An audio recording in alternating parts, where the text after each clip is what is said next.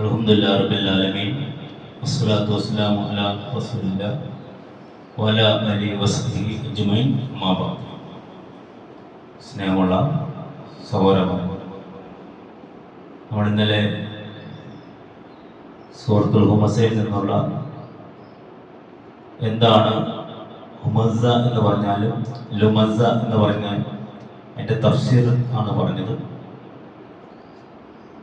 അത് വിശദീകരിച്ചപ്പോൾ നമ്മൾ പറഞ്ഞു, ഹുമസ എന്ന് പറയുന്ന പദം അത് മനുഷ്യരെ തരം താഴ്ത്തുന്നത്. ഏത് രീതിയിൽ? രണ്ട് മീനിങ് പറയുന്ന തഫ്സീറിൽ പറയുന്നത്, ഒന്ന്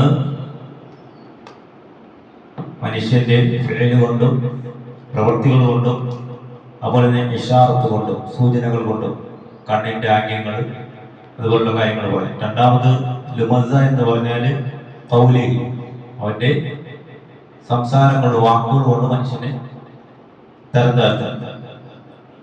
അടുത്ത ആയത്തിൽ ഇതിപ്പോ നമ്മൾ അതിലെ ഇമ്പോർട്ടന്റ് വേർഡുകളാണ് പറയുന്നത്.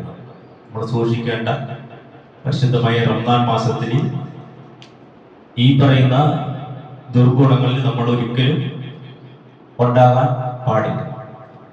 പിന്നെ നമുക്ക് ഉണ്ടാകാൻ പാടില്ലാത്ത പ്രധാനപ്പെട്ട ഒരു ദുർഗുണത്തെ പറ്റിയാണ് വീണ്ടും സൂചിപ്പിക്കുന്നത്. അല്ലദീ, അവൻ എങ്ങനെയുള്ള വ്യക്തിയാണ്?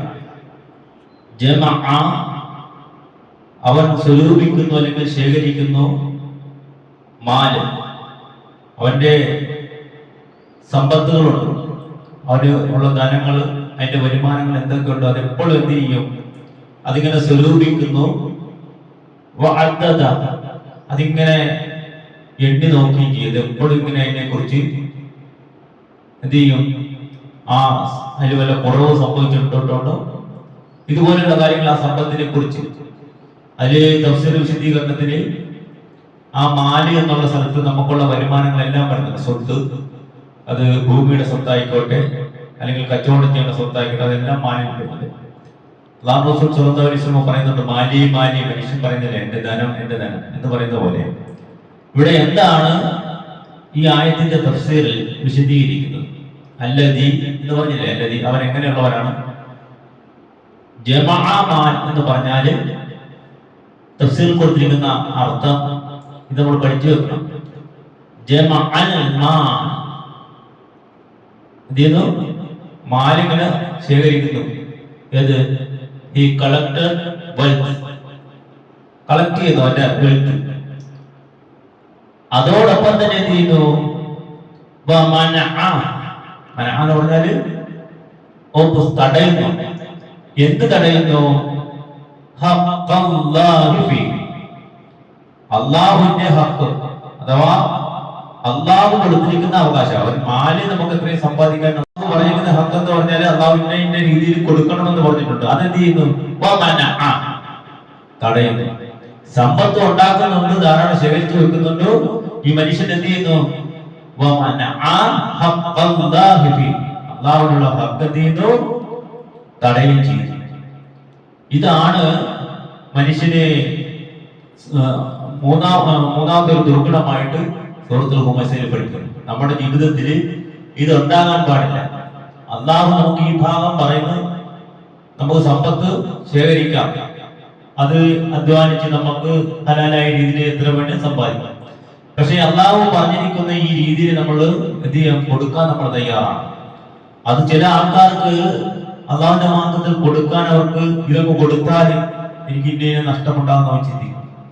ഇത് കൊടുത്താൽ ചിലപ്പോൾ എന്റെ കുഞ്ഞിന് അടുത്ത പ്രാവശ്യം ഫീസ് അടക്കാനുള്ളതല്ലേ, ഇത് കൊടുത്താൽ ഇനി പല പല കാര്യങ്ങൾ, ചെറിയ ചെറിയ കാര്യങ്ങൾ ഒരിക്കലും അങ്ങനെ ചിന്തിക്കാൻ പാടില്ല. അള്ളാഹുവിന്റെ മാർഗത്തിൽ കൊടുത്താൽ, സക്കാത്ത് അതുപോലുള്ള സ്വതക്കുകളൊക്കെ കൊടുത്താൽ അതിന് ആ സമ്പത്ത് ശുദ്ധീകരിക്കും. അറബികളായിട്ടുള്ള ആൾക്കാരെ കണ്ടില്ല, ഈ സക്കാത്ത് കൊടുക്കാൻ വരുന്ന അവിടെ ഡേറ്റ് അവര് സൂക്ഷിച്ചു കൊടുക്കും. അല്ല പണ്ഡിതന്മാരെ വിശദീകരിക്കുന്നുണ്ട്. എന്നിട്ട് ഇപ്പോ ആ കറക്റ്റ് സമയം വരുമ്പോൾ അവർ ചിന്തിക്കുന്നത് അതങ്ങ് കൊടുത്താൽ നല്ല എന്റെ ശരീരം അതുപോലെ എന്റെ ആത്മീയമായി ശുദ്ധീകരിക്കുമെന്നാണ് ചിന്ത. അപ്പൊ ഈ വരുന്ന 28-ാം തീയതി സക്കാത്ത് കൊടുക്കാൻ നിശ്ചയിച്ചൊരു വ്യക്തിയാണ് എന്ന് തീരുമാനിച്ചാൽ അവർ ചിന്തിക്കുന്നതിനാ അന്ന് എന്റെ ശുദ്ധീകരണം നടക്കണം. എന്റെ അത്രയും നാൾ സമ്പത്തിന്റെ ശുദ്ധീകരണം നടക്കുമെന്നാണ് അവര് നല്ല നല്ല ആൾക്കാർ വിശദീകരിക്കുന്നത്. അപ്പൊ ഈ ഗുണം നമ്മളിൽ ഉണ്ടാകണം. അള്ളാഹുവിന്റെ മാർഗത്തിൽ കൊടുക്കുക. ഇത് ഈ മന എന്ന് പറഞ്ഞാല് സക്കാത്ത്, സദഖ ഇതുപോലുള്ള കാര്യങ്ങളാണ് അവർ അള്ളാഹുവിന്റെ അവകാശം. അപ്പൊ നമ്മൾ ഇതൊക്കെ ഈ സൂറത്തിന്റെ തഫ്സീർ പഠിക്കുമ്പോൾ ഇത് നമ്മൾ പ്രത്യേകിച്ച് മനസ്സിലാക്കണം. ഓവർവൾ അബ്ദുൽ അസീസ് റഹ്മുല്ല, ഉമർ രണ്ടാമൻ പറയുന്ന ഭരണാധികാരി, ആ മഹാനാണ് ലോകത്ത് ഈ ഭരണാധികാരികളുടെ ദൂർത്തുകളില്ലാതെ. അദ്ദേഹം ഭരണത്തിൽ കയറിയ സമയത്ത് അദ്ദേഹം ചെയ്ത ഏറ്റവും പ്രധാനപ്പെട്ട ഒരു ഭരണപരിഷ്കാരം എന്ന് പറഞ്ഞാൽ സ്വന്തത്തിലുള്ള ആൾക്കാരെ എല്ലാവരും ഇങ്ങനെ റെക്കമെൻഡേഷൻ വഴി കയറുന്നില്ല, അത് നിർത്തല. ക്വാളിഫൈഡ് ആയിട്ടുള്ള ആൾക്കാർ എന്ത് ചെയ്യണം, വരണം. അതുപോലെ ബൈത്തുൽ മാല് അത് എങ്ങനെയായിരുന്നു, അദ്ദേഹത്തിന്റെ ഭരണത്തിന് തൊട്ടു മുമ്പ് ബൈത്തുൽ മാല് അത് സ്വന്തക്കാരായിട്ടുള്ള ഭരണാധികാരികൾ തന്നെ കൈകാര്യം ചെയ്തു. ഇത് അങ്ങനെയല്ല. അദ്ദേഹം ബൈത്തുൽ മാല് ജനങ്ങൾക്കായിട്ട് തുറന്നു കൊടുത്തു. അങ്ങനെയുള്ള ഭരണാധികാരി എന്ത് ചെയ്തു എന്നുള്ളത് ചരിത്രത്തിൽ നമുക്ക് കാണാം.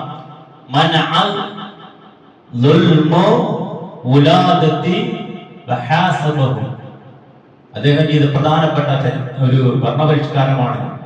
അദ്ദേഹം ചെയ്തു ഭരണാധികാരികളുടെ തടഞ്ഞു.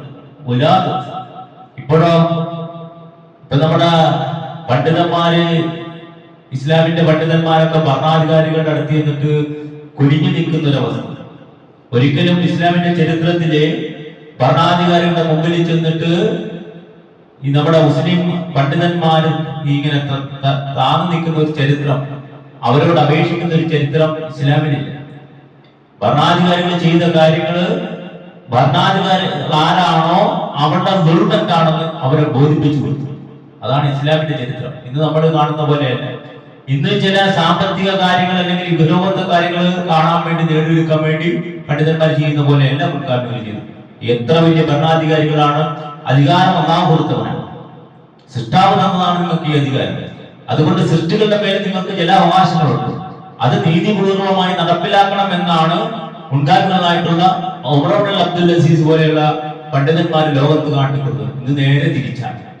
ഇന്ന് മുസ്ലിം നാമധാരികളായിട്ടുള്ള പണ്ഡിതന്മാര് ഭരണാധികാരികളുടെ മുമ്പിൽ ചെന്ന് അവർക്കുള്ള കാര്യങ്ങൾ നേടിയെടുക്കാൻ വേണ്ടി, ഞങ്ങൾക്ക് ഇങ്ങനെ ചില കാര്യങ്ങളുണ്ട്, ഞങ്ങളുടെ ഇത്ര ബിൽഡിങ്ങുകളുണ്ട്, ഞങ്ങൾക്ക് ഇത്ര സ്വത്തുകളുണ്ട്, അത് സമ്പാദിക്കണം, അതെന്ത് ചെയ്യണം, അത് നിങ്ങൾ പ്രൊട്ടക്ട് ചെയ്യാൻ വേണ്ടി ഭരണാധികാരികളുടെ കാല് പിടിച്ച് നടക്കുന്ന അവസ്ഥയാണ് ഇന്ന് നമ്മൾ കാണുന്നത്. ഇതുപോലെയുള്ള ദുർഗുണങ്ങൾക്കെതിരെയാണ് സൂറത്തുൽ ഹുമസ പറയുന്നത്. നമ്മൾ മനുഷ്യനെ മറ്റുള്ളവരെ അധിക്ഷേപിക്കാനോ അവഗണിക്കാനോ പാടില്ല. രണ്ടാമത് അള്ളാഹു നമുക്ക് സമ്പത്ത് തന്നിട്ടുണ്ടെങ്കിൽ അത് പാവങ്ങളുടെ അവകാശം എത്രത്തോളം ഉണ്ടോ അത് നമ്മൾ അള്ളാഹു പറഞ്ഞ പോലെ കൊടുക്കണം. അത് തടയുന്ന ഒരു സഹായം നമ്മളിൽ ഉണ്ടാകാൻ പാടില്ല. എന്താണ് വിശുദ്ധ ഖുർആൻ തിരുസുന്നത്തും പഠിപ്പിച്ചത് അതുപോലെ ജീവിതത്തിൽ പകർത്തി ജീവിക്കാൻ നമ്മൾ തയ്യാറാകണം. അങ്ങനെയുള്ള വിശ്വാസികളിൽ അള്ളാഹു നമ്മെ എല്ലാവരെയും ഉൾപ്പെടുത്തി അനുഗ്രഹിക്കുമാറാകട്ടെ. നമ്മൾ അറിഞ്ഞോ അറിയാതെ ചെയ്തു പോയിട്ടുള്ള എല്ലാ തെറ്റുകുറ്റങ്ങളും അള്ളാഹു പുറത്തു മാപ്പാക്കി തരുമാറാകട്ടെ. നമ്മളിൽ നിന്ന് മരണപ്പെട്ടു പോയിട്ടുള്ള എല്ലാ സഹോദരി സഹോദരന്മാർക്കും അള്ളാഹു പുറത്തു കൊടുക്കുമാറാകട്ടെ. അവരെയും നമ്മളെയും അള്ളാഹു ജന്നത്തുൽ ഫിർദൗസിൽ ഒരുമിച്ച് കൂട്ടുമാറാകട്ടെ. അൽഹംദുലില്ലാഹി റബ്ബിൽ ആലമീൻ.